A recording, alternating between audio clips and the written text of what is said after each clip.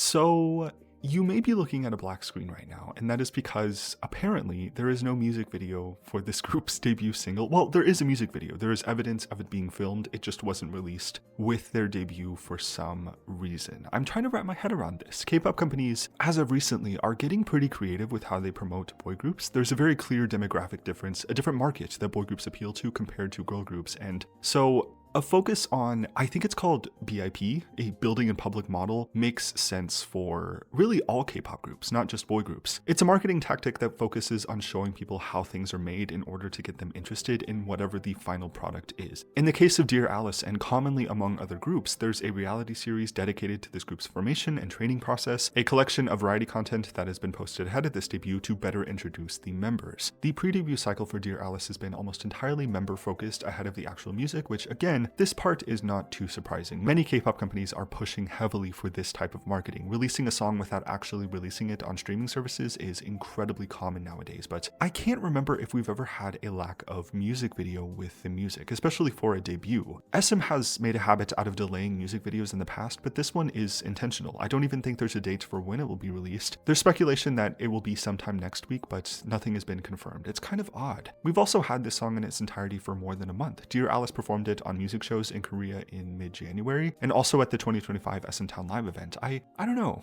I'm not sure what the vision is here in the context of them being produced with K-pop hallmarks, but I went back and did some investigating. I don't compare dearALICE to One Direction maliciously, it's just a frame of reference for British boy groups in the modern enough day. But One Direction's debut was released without a music video, and the video wasn't released until more than a month later, so maybe this is a common practice in the UK for pop artists or among pop groups. I know there's a lot of Western artists that still do this as well, but it's just kind of a jarring idea in the context of K-pop, which is historically such a visually focused genre, but it doesn't have to be. At the very least, it's a tactic that is new for most K-pop fans, something to talk about. It gives me very early K-pop vibes. The rollout process seems very unpolished for the purposes of marketing the members first that make up this group. I don't think this will harm dearALICE in the long run in any way. It'll actually probably do well enough to establish them a reliable fan base. The air surrounding global groups out of K-pop companies is still uncertain among a lot of people in the collective K-pop community, and so the appearance of neglect or poor promotion skills, like a distinct lack of favoritism or care put into this debut's rollout compared to what is standard in the industry, may actually do them well off in the long run. Like if nothing else, maybe this will help to deflect a lot of unnecessary hatred or the attention of miserable people, in which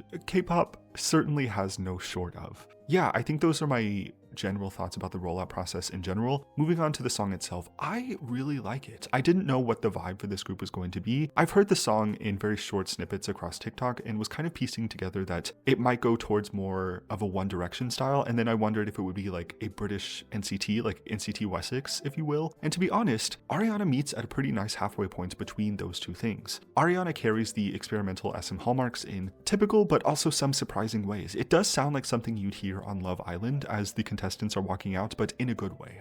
This week, a hot new bombshell enters the villa.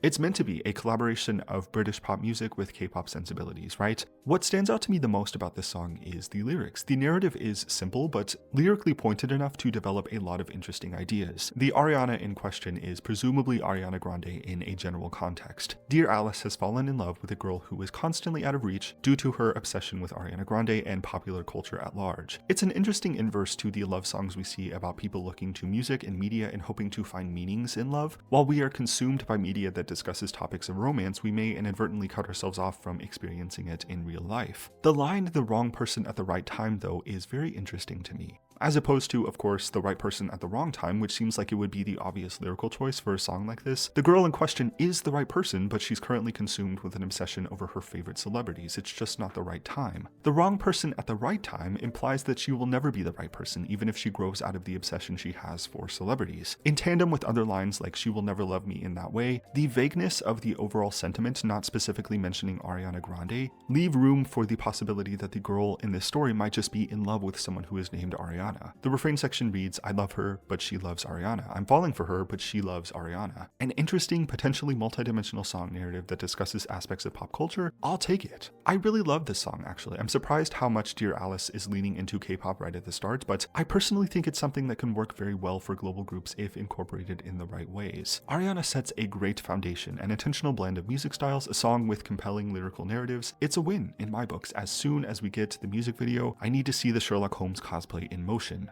But yeah, I think that's all from me. I'm wishing dearALICE the best. I think they're headed in a good direction, but this debut process has been quite odd to witness from a K-pop perspective. But as I said with One Direction and other Western artists, maybe it'll make more sense in retrospect. Yeah, I think that's all from me. Thank you for watching this. If you did, let me know what you feel about all of this. The song, the group, the current lack of music video on the official debut day, and so on. Thanks again for watching. Subscribe if you want to, and I will see you next time.